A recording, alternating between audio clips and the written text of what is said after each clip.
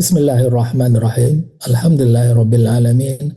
Wassalatu wassalamu ala asyrafil anbiya wal mursalin. Sayyidina Muhammadin wa ala alihi wa sahbihi ajmain. Assalamualaikum warahmatullahi wabarakatuh. Warahmatullahi wabarakatuh. Alhamdulillah, pada malam hari ini kita kembali bertemu. Tanpa terasa pertemuan kita ini adalah yang ke-42. Ya, 42. Sudah 42 kali kita bertemu melalui Zoom ini. Ya, malam ini kita akan mengkaji atau membahas apa yang disebut dengan predestin, yaitu kita lihat takdir itu dalam sebuah rangkuman. Ya, rangkuman itu maksudnya adalah helikopter view atau juga dalam pandangan mata elang. Ya, kita lihat dari atas dan seperti apa predestin atau takdir itu bekerja kepada seluruh ciptaan. Takdir ini adalah sebuah kajian yang sebenarnya kalau tidak mempunyai ilmu, ya, dia akan menjadi sulit, ya.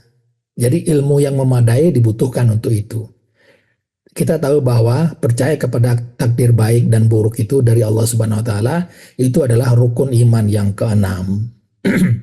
Nah, dulu kita seperti menyepelekan rukun iman keenam ini, ya. Dianggap mudah, ya.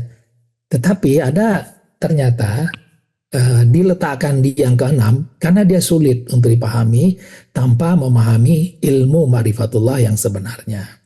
Dari sinilah dulu lahir kepahaman-kepahaman tentang takdir ini.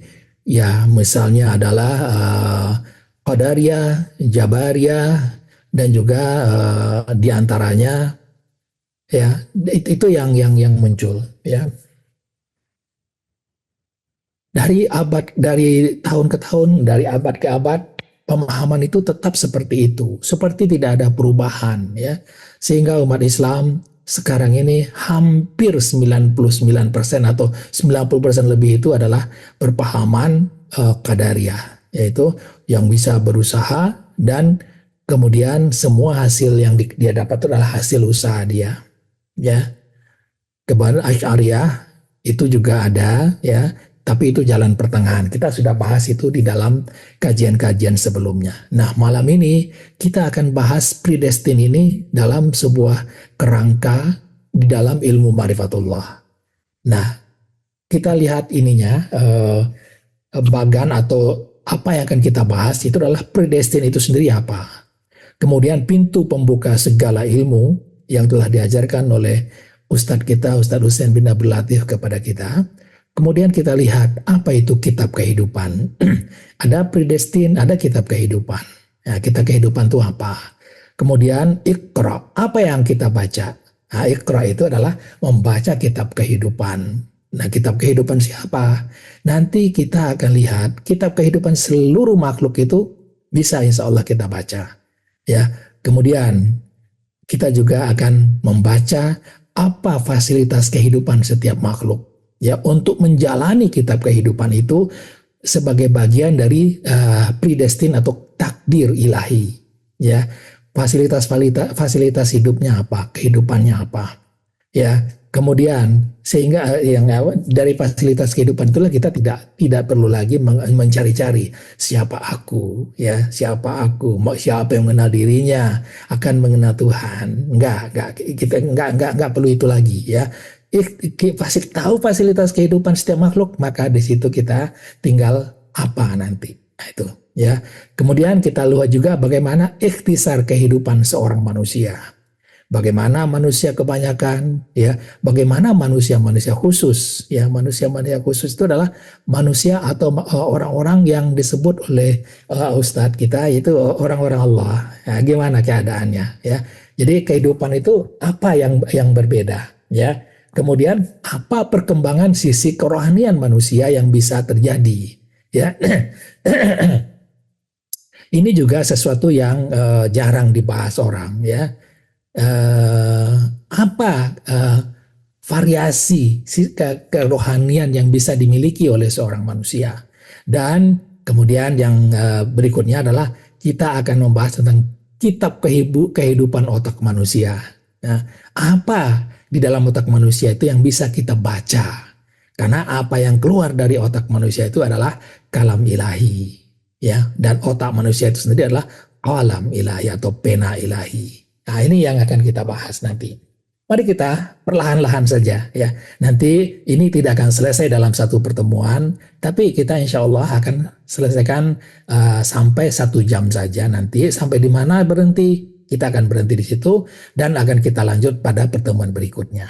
Mari kita mulai. Predestin. Predestin itu adalah bagaimana kita melihat sang maha halus, ya, atau tajalli yang maha halus menetapkan segala sesuatu. Nah, ini satu yang menarik, ya. Nah, bermula dari yang maha halus, kemudian apa? Maka yang maha halus menetapkan satu lautan takdir atau predestin, ya, segala sesuatu yang sudah ditetapkan sejak tajalli yang maha halus sampai dengan kiamat kedua. Kalau bicara dalilnya ada ya, ayat-ayat tentang Lauhul Mahfudz ini ada. Yaitu segala sesuatu kami kumpulkan dalam kitab induk yang nyata atau Lauhul Mahfudz. Itu dalam surat Yasin ayat 12. Berikutnya juga, engkau tidak berada dalam suatu urusan. Artinya apa? Kita tidak akan melakukan suatu urusan. Kita tidak akan membaca ayat Al-Quran. Tidak akan mengerjakan suatu pekerjaan. Melainkan semua itu Allah menyaksikan. Nah, ini ya, Allah melihat semua itu. Ya, tidak luput dari pengetahuan Tuhan. Kenapa tidak luput? Karena memang Dia yang merencanakan. Ya, apa yang tidak luput sebesar zarah atom di bumi ataupun di langit, ya. Dan tidak ada yang lebih kecil pula dan lebih besar dari itu. Melainkan semuanya sudah tercatat dalam kitab yang nyata atau Lauhul Mahfudz, ya. Dan kunci-kunci semua yang gaib, ya, ada yang nyata ataupun yang gaib, ada padanya. Tidak ada yang mengetahui selain Dia. Dia mengetahui apa yang ada di darat, di laut. Tidak ada sehelai daun pun yang gugur yang tidak diketahuinya. Ya, walaupun daun itu ada di dalam hutan, ya, yang tidak ada orang, tapi Dia mengetahui. Tidak ada sebutir biji pun dalam kegelapan bumi dan tidak pula sesuatu yang basah atau yang kering yang tidak tertulis di dalam Lauhul Mahfudz. Nah, ini Al-An'am 59. Juga mengenai bencana atau apapun juga, kesengsaraan yang kita dapatkan, tiada satu bencana pun yang menimpa di bumi dan tidak pula pada dirimu sendiri, ya, berbumi dan diri kita sendiri, melainkan telah tertulis dalam kitab Lauhul Mahfudz sebelum kami menciptakan. Artinya sudah dahulu itu rencana itu. Sesungguhnya yang demikian itu adalah mudah bagi Allah Subhanahu Wa Taala. Nah, ini kita lihat itu adalah dalil-dalilnya. Jadi kita lihat di sini, ini adalah satu kemungkinan, ya, yang semuanya ini sudah dituliskan dengan detail semua nanti. Nanti kita lihat detailnya di dalam fasilitas setiap ciptaan. Nah, di dalam predestin ini atau lautan takdir ini, disitulah ada muncul kitab kehidupan. Ya, kitab kehidupan itu kalau bagi manusia itu adalah dari kelahirannya sampai dengan kebangkitannya kelak di alam akhirat. Nah, ini kitab kehidupan. Nah, kitab kehidupan itu mengandung apa? Mengandung ombak takdir yang harus dijalani oleh setiap makhluk. Pada seorang manusia contohnya, waktu dia dilahirkan di sini, dia bermula kitab kehidupannya dan nanti perannya di dalam kitab kehidupan itu akan berhenti pada pintu kematian. Setelah pintu kematian, hanya tinggal satu perannya, yaitu nanti kita lihat dia istirahat. Di mana istirahatnya? Habis ini kita lihat. Nah, inilah yang disebut dengan predestin dan kitab kehidupan. Jadi perbedaannya adalah kitab kehidupan itu adalah bahagian dari predestin atau lautan takdir itu sendiri. Maka begitu seorang manusia lahir, maka bermulalah kitab kehidupannya. Ia berjalan.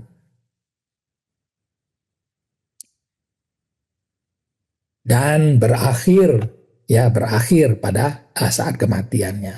Di dalam perjalanan itulah ombak takdir akan melambung-lambungkan kita, menghantam kita, ya. Kita menggoyahkan kita, ya. Kadang-kadang membuat kita menangis, kadang-kadang membuat kita tertawa, kadang-kadang membuat kita putus asa. Nah, itu adalah ombak takdir itu. Ya, semuanya mempunyai takdir. Apakah dia manusia, apakah dia tumbuh-tumbuhan, ya, apakah dia jin, malaikat, ya, hewan, semua, ya. Nah, semua masing-masing mempunyai kitab kehidupannya. Nah, kemudian ternyata tidak semua orang tahu, ya. Kebanyakan manusia lupa sehingga mereka menjadi sombong, ya. Dia tidak tahu di balik ini semuanya adalah kitab takdir orang, kitab takdir seluruh ciptaan, ya. Dia menyangka ini adalah aktivitas dia sendiri, ya. Dia bergerak dari satu tempat, dari saat lahir sampai ke kematiannya, ya. Hewan juga bergerak begitu, ya. Yang lain-lain juga bergerak begitu. Dia lupa, ya, sehingga muncullah di situ masalah, yaitu dia mendapat celaka atau mendapat kesusahan. Maksudnya itu, ya. Nah, tetapi ya, semua itu hanya berlaku di mana? Hanya berlaku di pentas ilahi di alam dunia ini. Kenapa? Mari kita lihat, ya. Awal dari perjalanan hidup adalah pada pintu kelahiran dan berakhir pada pintu kematian, dan secara keseluruhan baru berakhir pada pintu kebangkitan. Nah, disinilah disebut dengan jiwa menjalankan perannya selama di alam dunia, menjalankan pentas ilahi. Dan setelah selesai menjalankan peranan ini, maka jiwa beristirahat di alam barzah. Nah, jiwa kita sudah tahu adalah apa? Kita sudah tahu bahwa manusia itu terdiri dari jiwa yang terdiri dari roh dan minda atau hati, maka dan bergabung dengan badan dan nyawa. Maka dia menjalankan peranannya selama hayat masih dikandung badan. Ya, setelah itu selesai, setelah perannya selesai, maka jiwa istirahat di alam barzah. Dia istirahat. Ya, sedangkan yang lainnya jasad kita kembali ke alam kubur, dan juga memori tertinggal di alam dunia. Memori tertinggal di alam dunia, di alam barzah tidak ada memori apa-apa yang terbawa, ya. Sama dengan sebenarnya saat kita keluar dari alam azali, kita tidak membawa memori apa-apa. Kita tidak tahu bahwa kita pernah bersaksi kepada Allah. Allah sendiri yang memberitahu bahwa kita pernah bersaksi. Kalau tidak diberitahu oleh Allah, kita nggak tahu, ya. Alastu birabbikum bala syahidna. Itu kita tidak tahu sama sekali tanpa diberitahu oleh Allah di dalam Al-Qur'an. Nah, setelah semua selesai, ya, menjalankan peranannya ini, maka selesailah tugas, maka setelah itu manusia dihidupkan kembali dengan jasad yang baru berusia 33 tahun yang nyaris bisa hidup abadi selama 2 miliar tahun di kampung akhirat sampai kiamat kedua terjadi. Ya, ini dia, ya. Bedanya dengan kehidupan di dunia. Kehidupan di dunia kita hanya sementara saja. Berapa? Maksimum ya 100 tahun lah, ya, 100 tahun kalau di zaman sekarang, ya. Tapi kalau nanti itu seperti kehidupannya adalah kehidupan abadi, ya. Tapi bukan bako, ya. Nah, kalau dilihat, ya, kitab takdir yang kita bahas tadi adalah takdir atau predestin itu adalah seperti lautannya, ya. Dan kitab kehidupan itulah yang disebut dengan kehendak bebas, seperti ikan yang berenang bebas di lautan itu. Kelihatannya berenang bebas, ya, tetapi sebenarnya, ya, ikan itu bergerak pada jalur kehidupannya sendiri-sendiri. Tidak ada yang keluar dari jalurnya ini. Sama dengan kita. Kita tidak bisa keluar dari jalur kehidupan kita sendiri. Menjadi seorang anak, kemudian menjadi seorang dewasa, menjadi seorang bapak atau ibu, ya, kemudian menjadi tua, semuanya itu mempunyai kitab sendiri yang harus kita jalani. Nah, inilah yang disebut dengan predestin. Kalau kita lihat dalam dunia perfilman, dia itu seperti gulungan kolosal drama ilahi, ya, gulungan film, ya, seperti ini. Nah, dia memuat waktu. Jadi waktu juga adalah predestin. Nah, waktulah yang akan menjalankan gulungan ini sampai pada waktu yang telah ditentukan. Nah, pada masing-masing ada segmen-segmennya di situ. Itulah kitab kehidupan berbagai ciptaan, ya. Inilah yang akan dijalani oleh ciptaan. Tapi kalau keseluruhan itu adalah dialami oleh Allahul Mahfuz itu sendiri. Ya, nah itu sedikit tentang yang disebut dengan predestin. Nah, lalu bagaimana kita memahami itu? Ya, tanpa ilmu ini kita sulit memahaminya. Ya, apa itu? Pintu pembuka segala ilmu. Inilah yang telah diajarkan oleh guru kita Ustadz Husain bin Abdul Latif, karena yang disebut juga dengan susunan ilmu marifatullah jalan nabi-nabi. Nah, beliau mendapatkan mandat dari Rasulullah, beliau diberi kunci dan diberi pintu untuk membuka pintu marifatullah. Alam itu, susunan ilmu itu. Kuncinya apa? Kuncinya sederhana, semua orang sudah tahu, yaitu apa? Pada permulaan hanya Allah Subhanahu wa taala saja yang ada. Tiada apapun bersamanya. Sederhana sekali, ya. Sederhana sekali. Cuman masalahnya adalah bagaimana memahami Allah dengan ciptaannya, ya. Dari Allah sendiri bagaimana ada tercipta ciptaannya. Nah, ini yang sulit manusia kadang-kadang memahaminya. Maka beliau diberikan, Ustadz Husain bin Abdul Latif diberikan kuncinya, pintunya, yaitu pintu kun. Yaitu kun untuk pembuka ilmu marifatullah, ya. Kun maka tajali yang mahalus. Ini dia, ya, tajali yang mahalus, ya. Kemudian karena mahalus tentu lawannya ada maha besar, ya. Ya, ini adalah dua-duanya ini ada Allah, ya. Tapi yang kita bahas apa? Yang mahalus, karena yang mahalus inilah yang kemudian bercahaya, ya, menjadi zat, ya. Lalu zat bermanifestasi menjadi lahul mahfuz. Nah, ini yang lalu apa? Semua ciptaan, semua penzahiran yang ada di lahul mahfuz ini bermula dengan firman kun. Jadi kun yang pertama adalah kun pembuka pintu ilmu. Kun yang kedua adalah kun untuk penciptaan segala ciptaan. Nah, ini bedanya di situ, ya. Nah, barulah kita tahu bahwa kalau sudah seperti ini, kita bisa melihat bahwa zat dan lauh mahfuznya hanyalah manifestasi saja.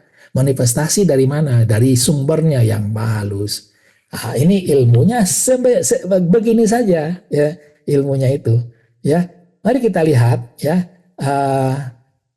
apa yang terjadi dengan yang maha halus, ya. Allah yang maha halus, kemudian dia ada yang maha besar. Yang maha halus ini kalau kita ibaratkan adalah seperti apa? Seperti gelembung maha halus di dalam lautan, kecil sekali, itu aja. Ya, kecil sekali. Apa yang terjadi di dalam gelembung yang ada di dalam lautan itu? Contohnya begini, yang maha halus itu menjadi lubang yang tak bisa tembus. Tak bisa tembus itu maksudnya apa? Apapun yang ada di dalam ini, di dalam maha halus ini tidak akan bisa keluar, tidak bisa menembus, tidak bisa keluar di sini. Semuanya terkurung, ya. Dia terkurung di dalam ini, tidak bisa keluar. Artinya apa? Dia hanya, kalaupun ingin mengetahui, hanya sebatas yang maha halus ini aja kita bisa tahu. Kita tidak bisa tahu yang lainnya, yang maha besar, apalagi Allah, ya, tidak tahu. Ya, yang maha halus itu kita lihat di dalamnya ada apa, ya. Yang di dalam itu nggak bisa keluar, nggak bisa tembus apa-apa.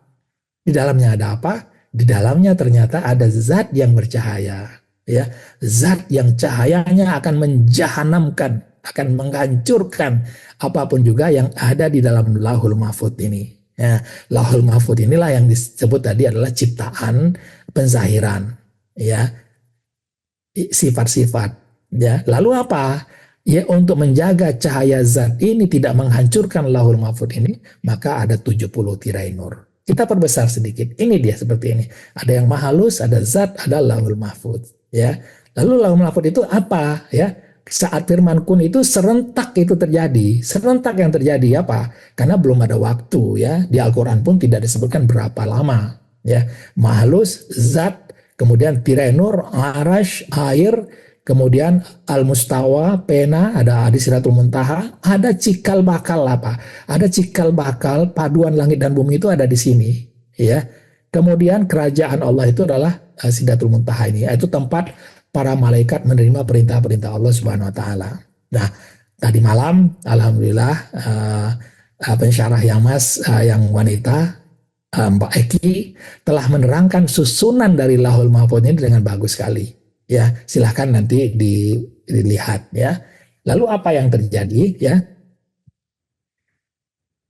Ini adalah semua ini ya, mulai dari Tirenur sampai bekal ciptaan ini, itulah kitab yang berisikan kitab kehidupan. Semuanya tadi adalah drama kolosal, tetapi di dalamnya ada kitab kehidupan. Kapan dia berjalan kitab kehidupan itu? Saat firman kun tadi. Kun, waktu bermula, maka bermula. Tadi yang tadinya hanya cikal bakal langit dan bumi, dia sudah terbagi atau sudah diceraikan. Apa?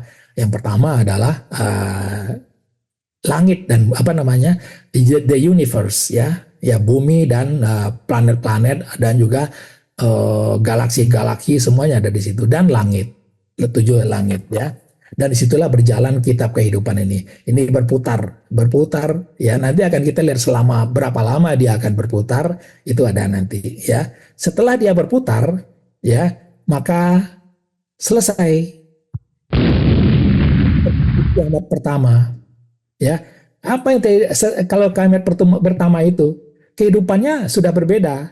Kehidupannya adalah untuk kampung akhirat ya, kampung akhirat. Bukan di dunia lagi, alam dunia lagi ya. Di kampung akhirat sebuah kehidupan yang tidak bisa dibayangkan seperti apa ya, karena belum ada informasi tentang itu. Hanya kita dibayang-bayangkan atau diumpama-umpamakan oleh Rasulullah saja ya.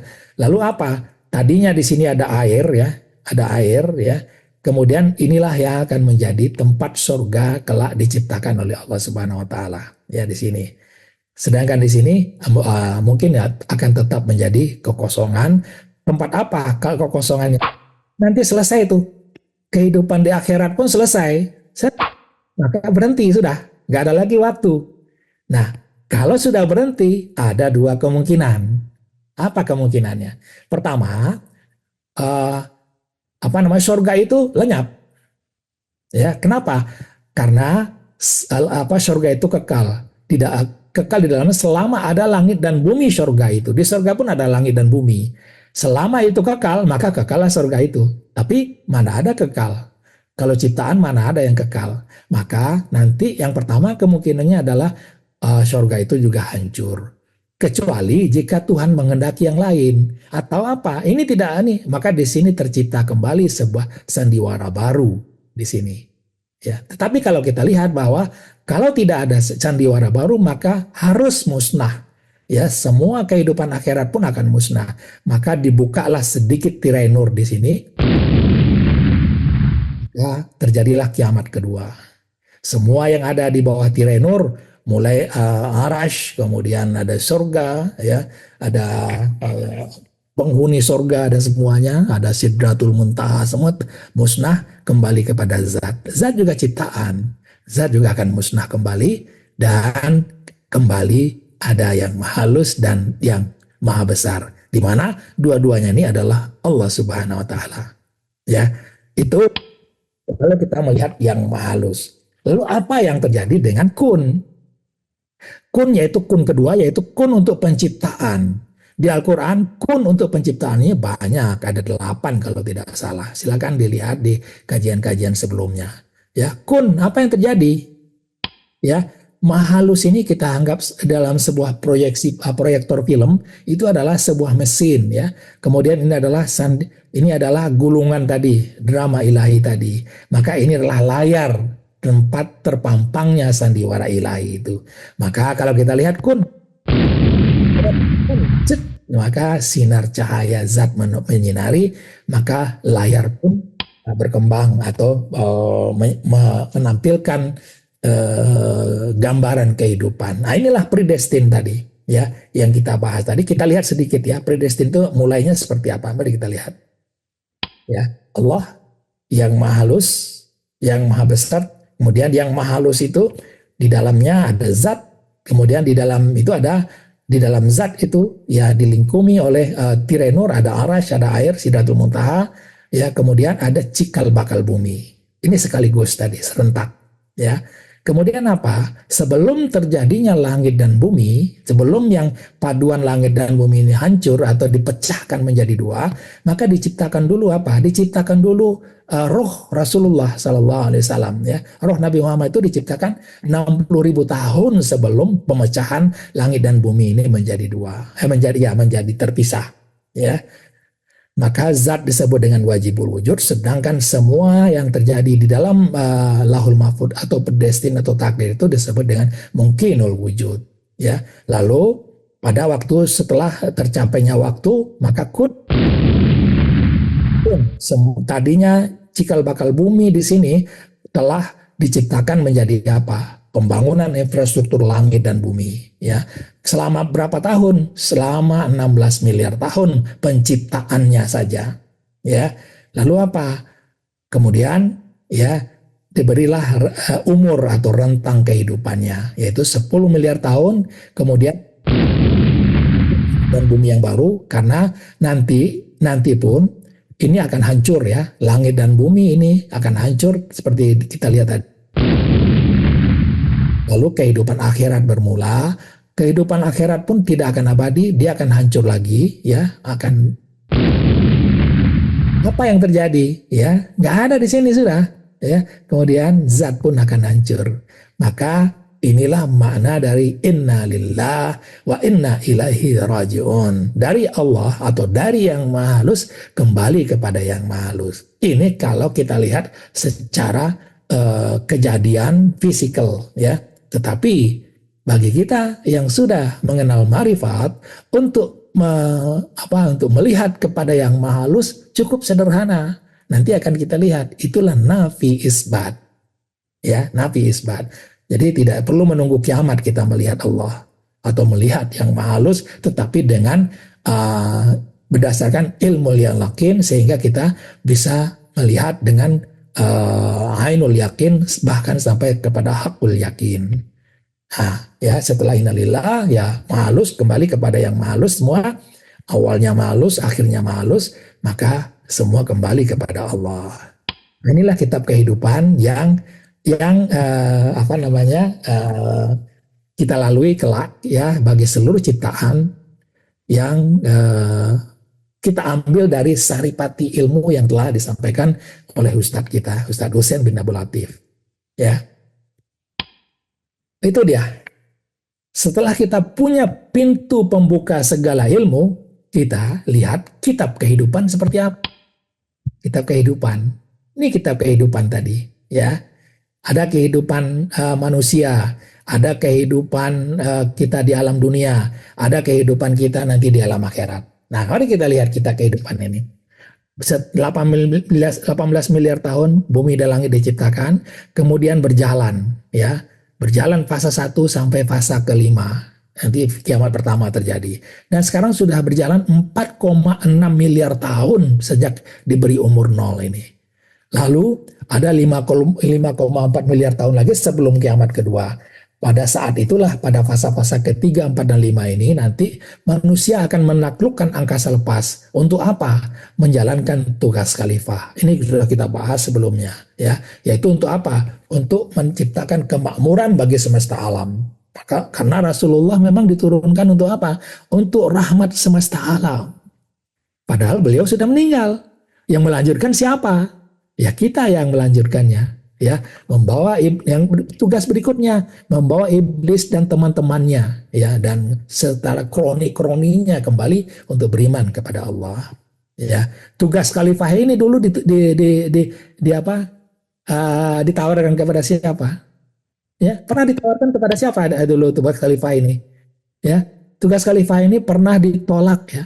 Ini ditolak ya oleh langit dan bumi serta gunung-gunung. Ya, ditolak oleh mereka. Kalau mereka menolak, berarti apa?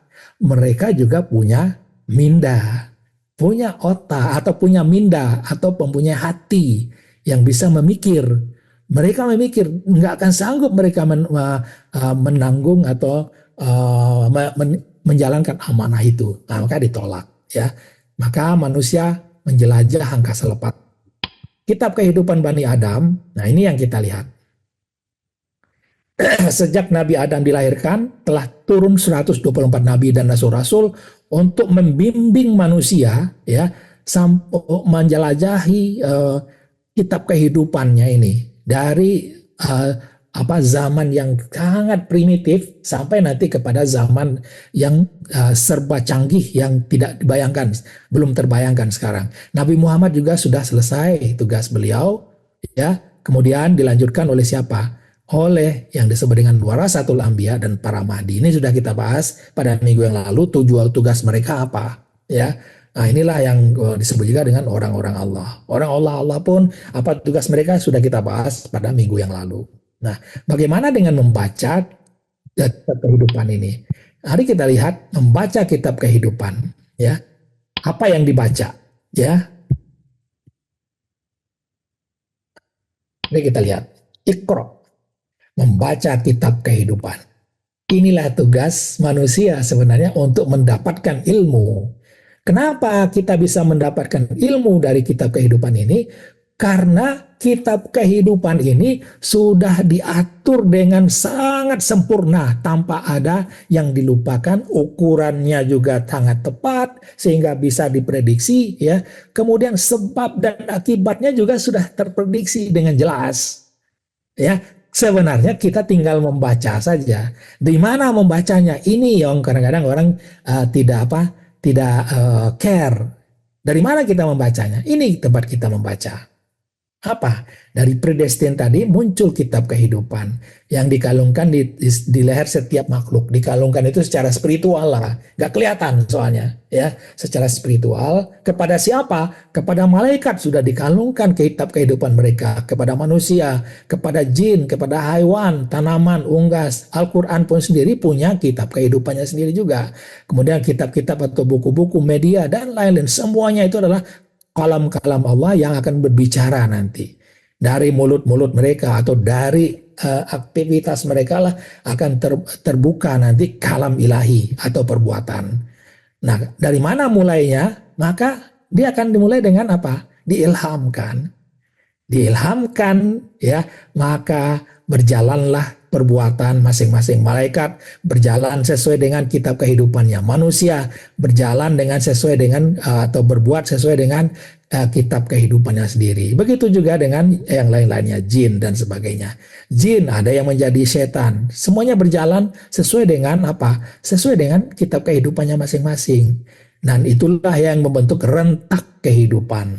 Ya, ramai sekali, ramai. Ya, kita seakan-akan aduh kok bisa ya, terheran-heran kita ya.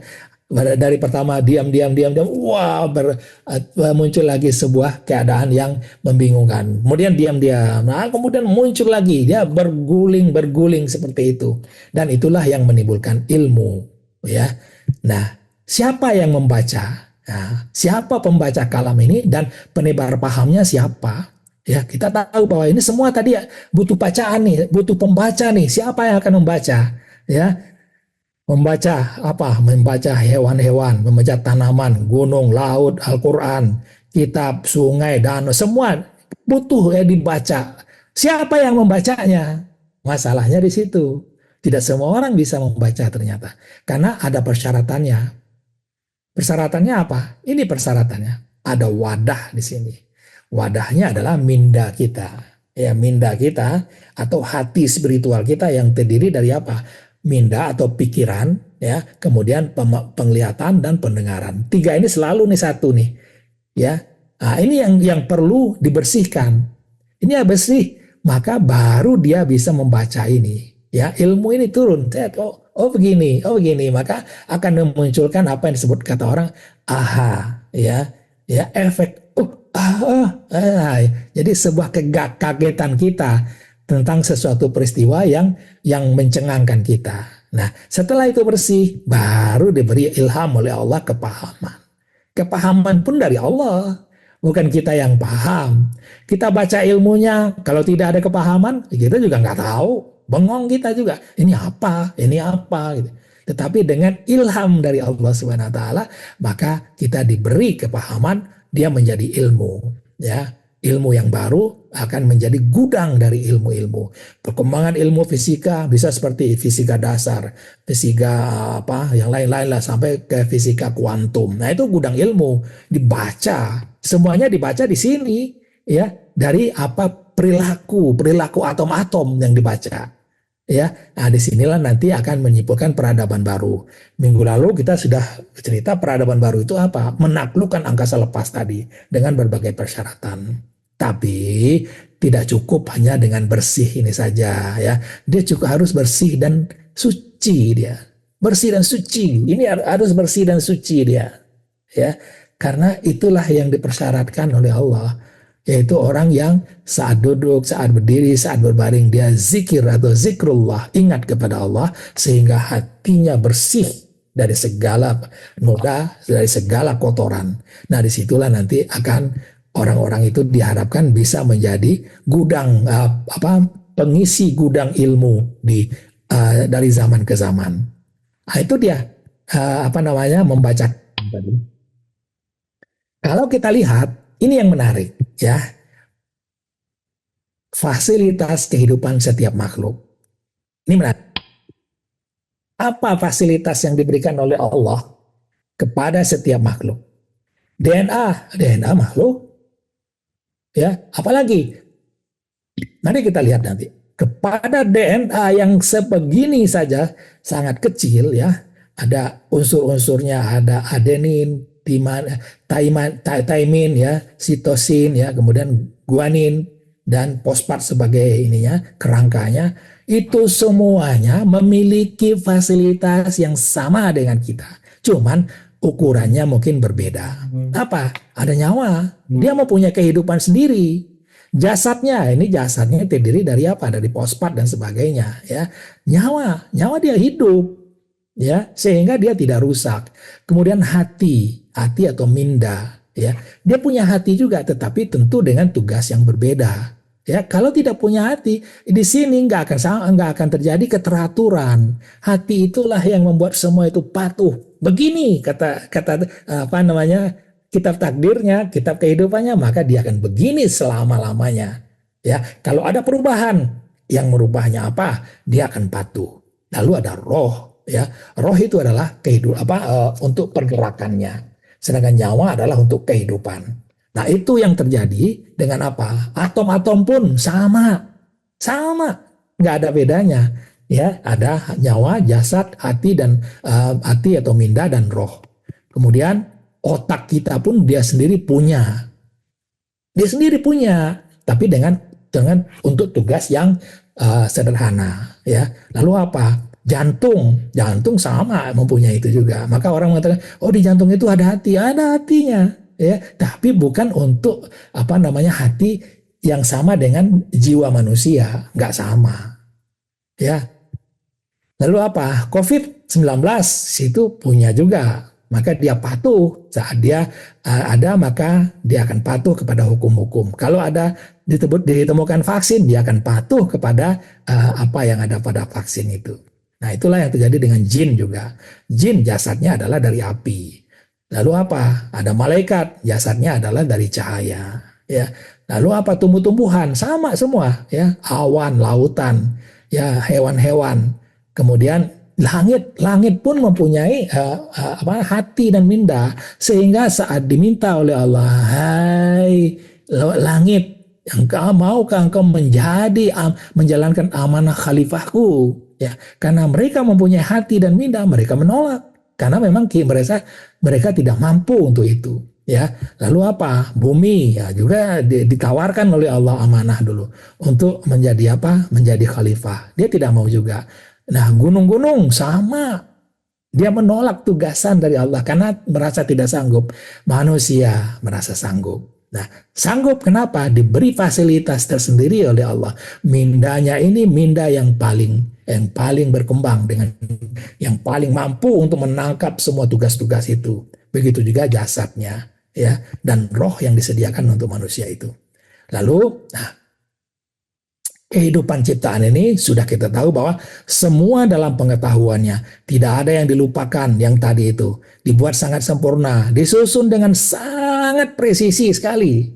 Presisi itu adalah sampai ke ukuran apa ya, mikron, milimikron atau nanomikron dan sebagainya, sampai ke sana. Presisinya sampai ke sana sehingga dia bisa menjadi ilmu. Diatur dengan sangat bijaksana. Ya, kalau tidak bijaksana, ya dia berarti bukan Tuhan. Tuhan adalah sebuah perencana yang sangat bijaksana. Semua sudah ditetapkan. Sekali jadi, sekali rencana langsung terjadi. Langsung selesai semua rencana itu. Tidak ada perubahan lagi. Sebab setiap perubahan sudah diantisipasi sebab dan akibatnya. Setiap hal yang mengandung pelajaran dan hikmah ada di situ. Semua sudah diizinkan dan diurus dan dikuasainya. Tidak ada yang dizalimi. Ya, tidak ada yang zalimi. Kenapa akan ada yang dizalimi? Karena yang menjalankan sebenarnya adalah zatnya sendiri atau yang maha lu sendiri. Nah, inilah kitab kehidupan itu. Ya, nah kita kalau ibaratkan ini adalah manusia itu adalah seperti pesawat terbang. Ya, pesawat terbang, pesawatnya adalah jasad, mesinnya adalah nyawa, sedangkan pilotnya adalah jiwa, yaitu hati dan roh. Ya, pesawat dan mesin bisa berjalan atau bisa nyala sendiri ya, dinyalakan gitu. Kalau nggak ada pilotnya, nggak akan jalan dia. Ya, kalau pilotnya masih di luar nih, ya, maka nggak akan jalan. Begitu pilotnya masuk ke dalam, dia ke mana ke dalam kokpitnya gitu ya, maka barulah dia bisa berjalan. Nah, itu adalah perumpamaan yang saya rasa cukup bagus ya. Pilotnya, maka setelah itu ibarat manusia beraktivitas. Dia menjalankan tugasannya. Dia berterbang kemana-mana.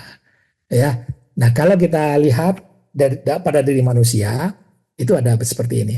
Ada jasad, jasad terdiri dari sel-sel, ya ada saraf-saraf, semua ada di sini. Nggak akan bisa hidup apa-apa kalau tidak ada nyawa. Kalau tidak ada nyawa, nggak akan hidup, itu sudah.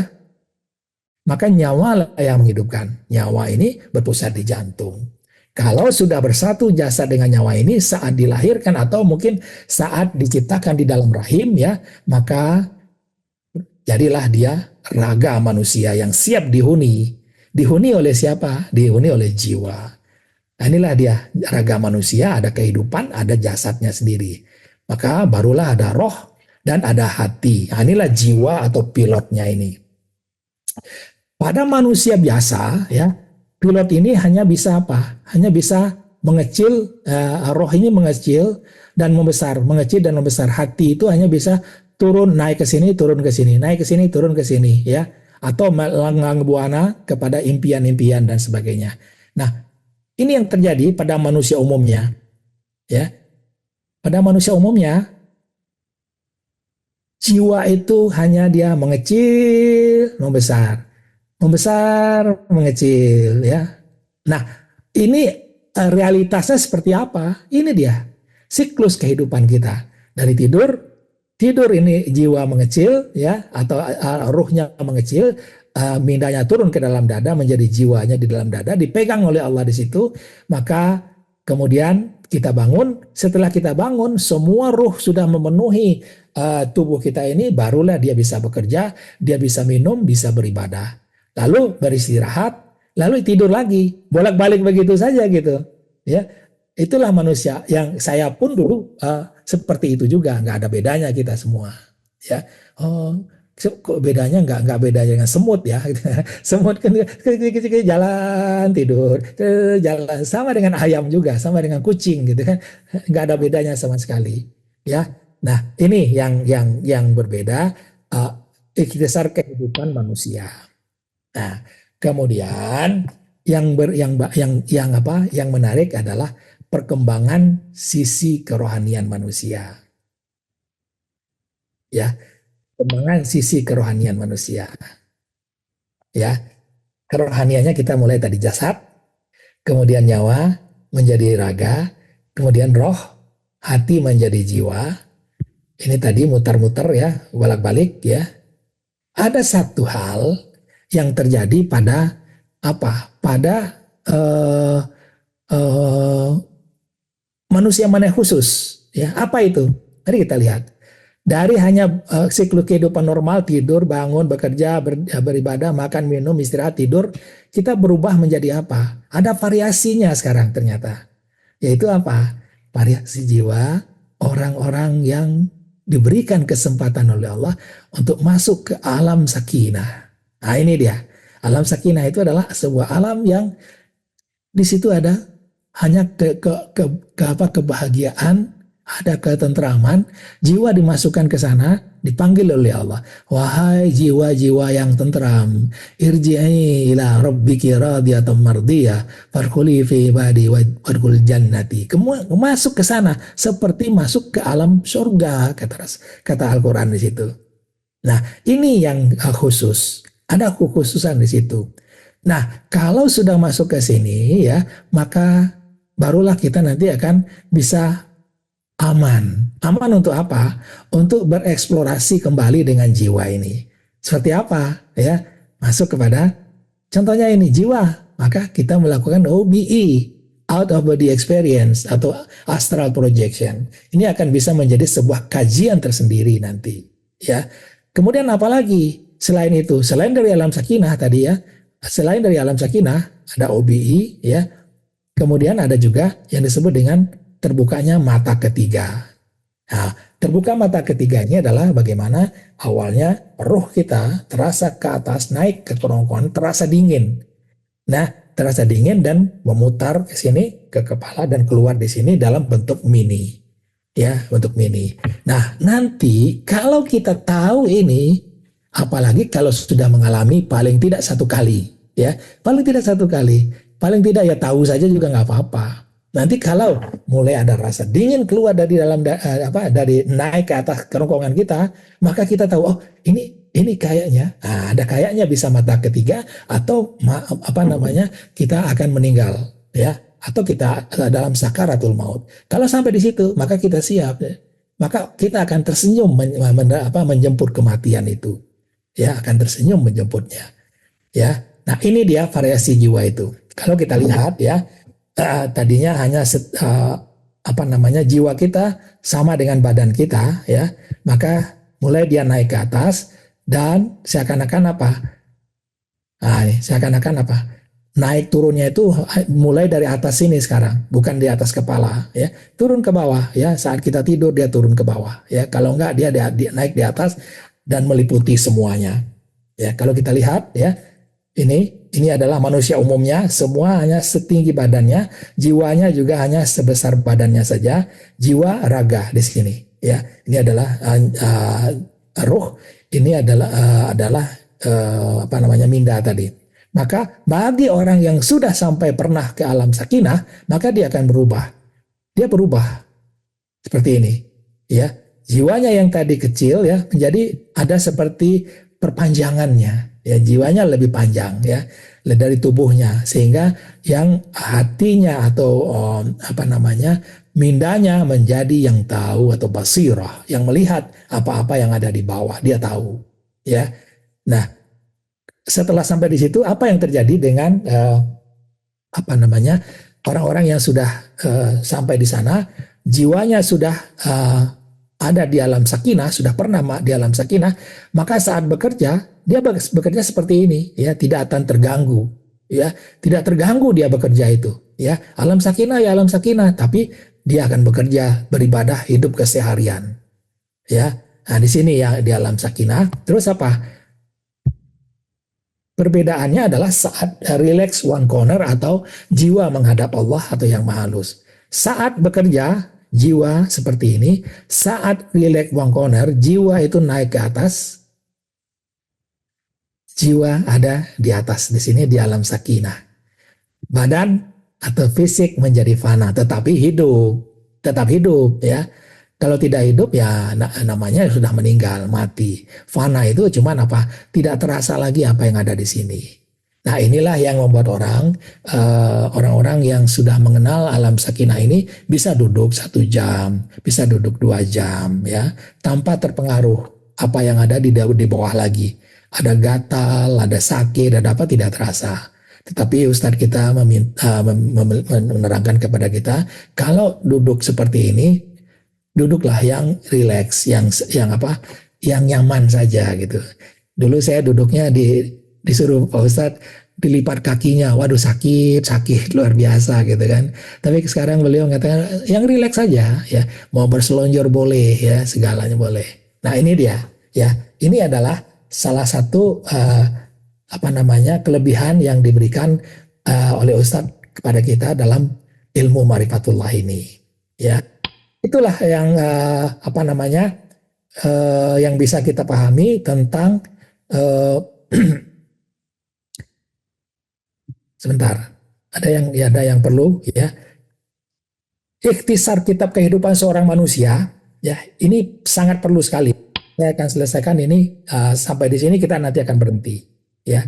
Ikhtisarnya seperti apa? Mari kita lihat.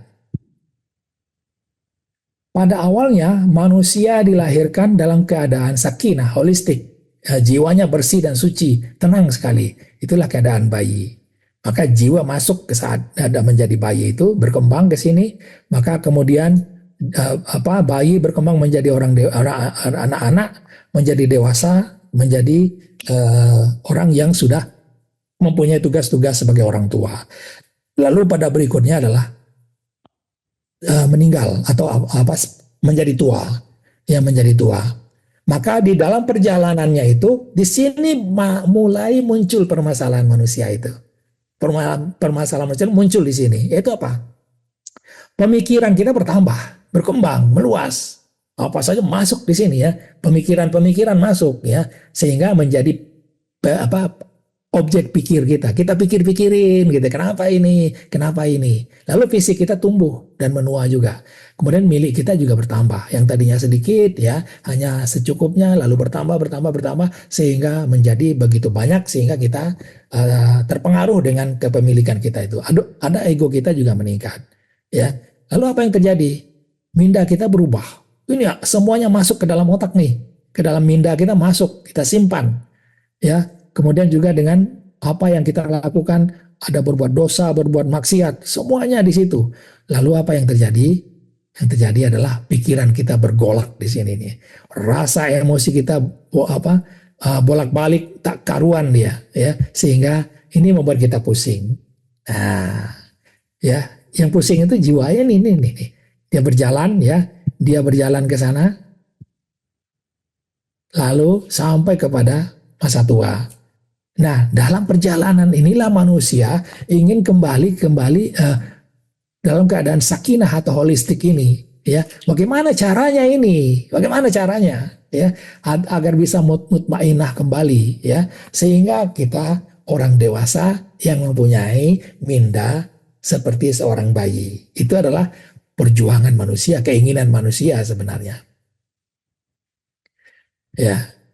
Nah, kalau kita sempurnakan atau kita ringkas, keadaannya seperti ini. Ya, pertama, bayi tidak merasa wujud, otomatis tidak memiliki. Ya, kemudian dalam perjalanan dia mulai merasa wujud, merasa memiliki. Ini telingaku, ini mataku. Nah, ini mulai tuh kita menjelajah alam semesta ini dengan apa? Dengan merasa wujud dan merasa memiliki. Maka lama-lama kita muncul dengan ini aku dan milikku itu. Ini milikku, ini milikku, ini milikku, ini milikku. Nah, suami milikku, istri milikku, anak milikku, harta milikku, semuanya ya menjadi milikku ya. Maka milikku harus patuh kepadaku, atau milikku tidak boleh orang lain memilikinya. Di situ mulai masalah nanti ya. Bagaimana kita merubah supaya tidak wujud, ya, memahami bahwa sebenarnya kita tidak wujud, kita tidak memiliki, sehingga semua kepemilikan yang kita aku tadi menjadi semua miliknya ternyata, ya, dia yang wujud ternyata. Nah, ini yang perlu kita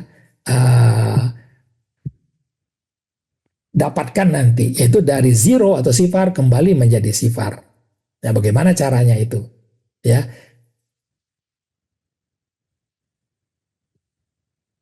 Nah, ini dia. Dari milik aku dan milikku merasa wujud menjadi dia dan miliknya, aku tidak wujud. Lalu aku merasa memiliki dan merasa berusaha, aku memiliki itu menjadi hilang. Hilang menjadi apa? Kita melihat hanya sandiwaranya saja. Nah, bagaimana caranya? Ternyata sederhana sekali, ya, mencengangkan saya sebenarnya, ya. Bagaimana? Kita tadi melihat sifat, nafi isbat, kembali kepada wajahnya sudah, ya, nafi isbat saja sudah. Nah, apa artinya? Yang tadinya ingatan kita, mata hati kita memandang kepada sifat, mata zahir kita juga melihat kepada sifat. Nafikan semua, nafikan sifat. Nah, kalau dalam apa namanya marifatullah level 1 dan 2, nafikan sifat, maka ada zat. Nafikan zat, maka ada yang maha halus. Tapi kalau kita sudah di level 3, nafikan sifat. Di sebaliknya ada apa? Di sebaliknya adalah wajahnya. Dan ingatan kita kepada Allah. Mata zahir kita hanya melihat Lauhul Mahfudz berjalan. Lauhul Mahfudz berjalan. Itu dia, ya. Lauhul Mahfudz berjalan, ini yang membuat air mata kita bercucuran. Air mata jatuh bercucuran. Nah, ini adalah bekal atau modal dasar yang sangat penting untuk apa? Untuk masuk ke alam sakinah tadi. Itu dia. Nanti akan kita akan bahas lagi tentang alam sakinah ini pada kesempatan berikutnya nanti. Lalu kita lihat dulu yang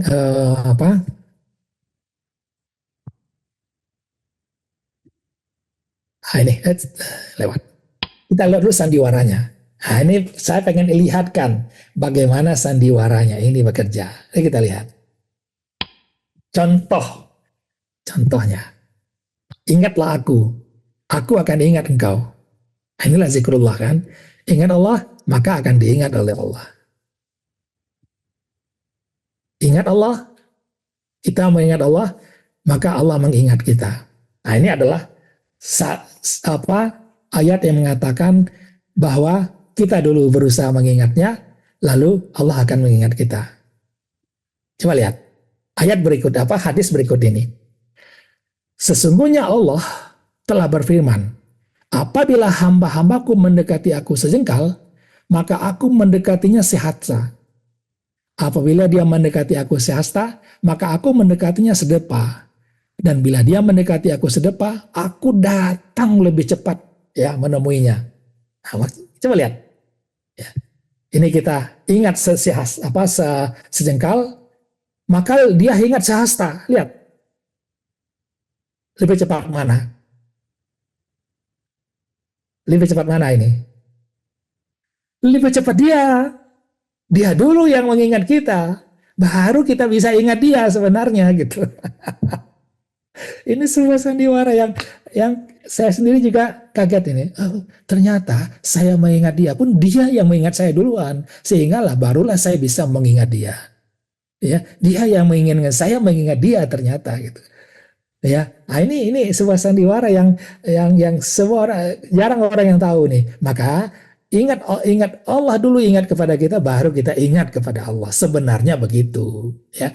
Tapi Allah itu ingin bersandiwara. Engkau ingat aku, nanti aku ingat engkau, gitu. Ya, kelihatan di situ sekarang. Lalu apa? Salatlah seakan-akan melihat Allah, atau salatlah seakan-akan dilihat Allah. Coba lihat. Ya duluan mana coba? Duluan Allah melihat kita. Dia tidak akan melepaskan kita kapanpun juga. Cuman dia yang memilih siapa yang sholat, siapa yang tidak sholat. Dia yang memilih. Ya, kita sholat pun dia yang menginginkan sebenarnya gitu. Nah, ini bisa kita perluas untuk apa? Berusaha. Kita merasa berusaha. Tidak. Allah memberi kita berusaha, maka kita seakan-akan bisa berusaha. Baru kita bisa berusaha. Di sini kuncinya, ya. Lalu berpikir, ini saya pikir, enggak akan bisa kita berpikir. Allah memberi kita pikiran, lalu barulah kita merasa kita bisa berpikir. Ini yang membuat kita tidak punya apa-apa, ya, tidak merasa wujud, ya. Nah, ini dia, ya. Nah, ini saya selesaikan di sini dulu ya, karena ini kalau kita lanjutkan akan butuh waktu yang panjang ya. Tapi dari uraian-uraian tadi, nanti minggu depan kita akan masuk lagi kepada bahasan berikutnya, yaitu bagaimana kitab kehidupan otak manusia. Ini menarik sekali ini ya. Kita menyangka bahwa semua kegiatan ini adalah hormon. Nah, disitulah yang membuat orang nanti merasa buta. Dia bisa berpikir, dia bisa untuk merubah nasibnya, dia cukup merubah pikirannya dan merubah perasaannya. Dia tingkatkan perasaannya. Dia pikirkan yang baik-baik sehingga semua baik. Semuanya itu mulai dari mana? Nah, ini nanti kitab kehidupan otak manusia ini menarik nanti kita lihat. Ya. Nah, ini tidak mungkin kita bahas sekarang. Jadi kita selesaikan sampai di sini, yaitu perkembangan kerohanian manusia sudah tadi, tapi belum masuk kepada alam sakinah, ya. Baru masuk kepada mana? Masuk ke apa tadi?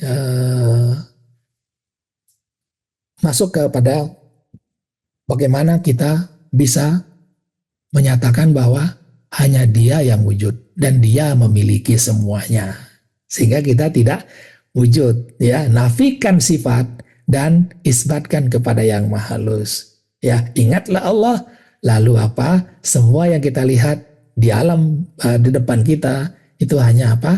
Hanya sandiwara ilahi, ya. Itu Bang Bayu, ya. Kita masih terpotong, ya, karena waktu, karena kalau lebih dari 1 jam itu kayaknya terlalu berat, ya, bagi kita, ya. Saya kembalikan kepada Bang Bayu untuk ya ditutup dan sebagainya. Silakan Bang Bayu. Assalamualaikum.